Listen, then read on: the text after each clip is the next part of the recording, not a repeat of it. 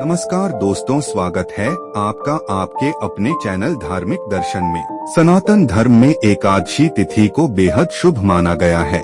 धार्मिक मान्यता है कि एकादशी तिथि पर जगत के पालनहार भगवान विष्णु और मां लक्ष्मी की विशेष पूजा करने से जातक को शुभ फल की प्राप्ति होती है और सभी मुरादें पूरी होती हैं।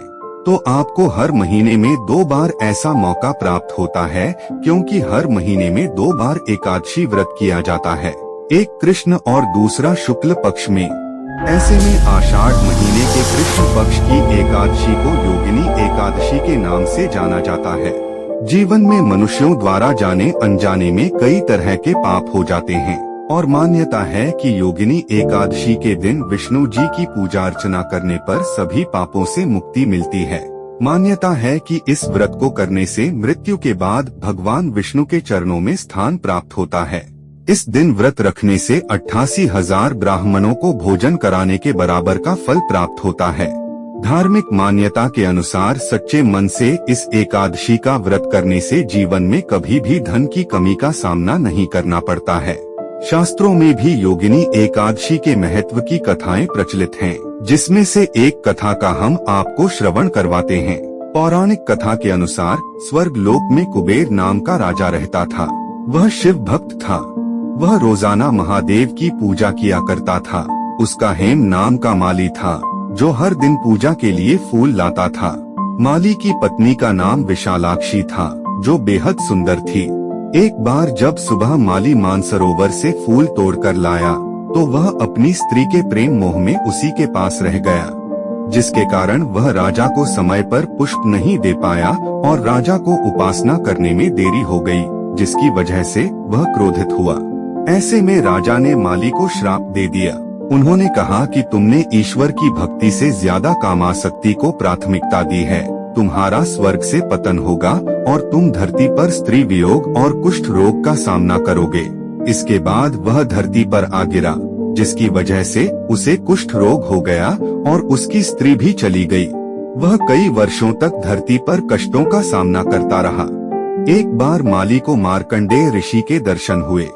उसने अपने जीवन की सभी परेशानियों को बताया। ऋषि माली को बातों को सुनकर आश्चर्य हुआ। ऐसे में मार्कंडेय ऋषि ने उसे योगिनी एकादशी के व्रत के महत्व और पूजा विधि के बारे में बताया।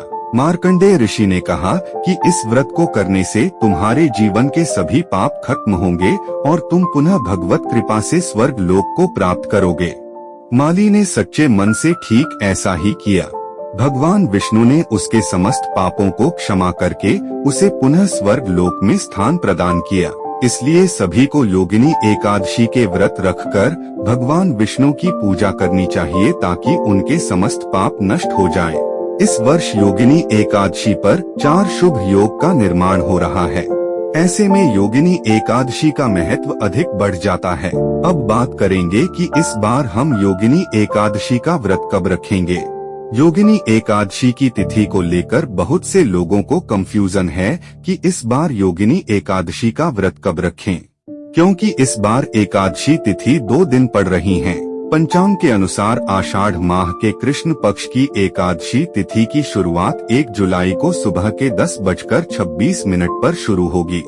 वहीं इसका समापन 2 जुलाई को सुबह के 8:42 पर होगा। ऐसे में उद्या तिथि के अनुसार 2 जुलाई को योगिनी एकादशी व्रत किया जाएगा। दूसरा कारण यह भी है कि जब भी एकादशी तिथि 2 दिन पड़े तो हमें कभी भी दशमी मिश्रित एकादशी कभी नहीं करनी चाहिए, बल्कि दूजी एकादशी करनी चाहिए। अब बात करेंगे पारण समय की। व्रती इस एकादशी के व्रत का पारण 3 जुलाई को सुबह 5:27 से सुबह 7:11 के बीच कर सकते हैं। अब हम बात करेंगे उन 4 शुभ योग की, जिसमें पूजा पर बहुत ही लाभ प्राप्त होगा। 1 धृति योग। योगिनी एकादशी पर धृति योग का निर्माण हो रहा है। इस दिन धृति योग सुबह 11:17 तक है। इसके बाद शूल योग का निर्माण होगा। धृति योग में भगवान विष्णु की पूजा करना परम फलदायी होगा। 2 त्रिपुष्कर योग। योगिनी एकादशी तिथि पर त्रिपुष्कर योग का निर्माण हो रहा है। इस योग का निर्माण सुबह 8:37 से हो रहा है और समापन 3 जुलाई को सुबह 4:40 पर होगा।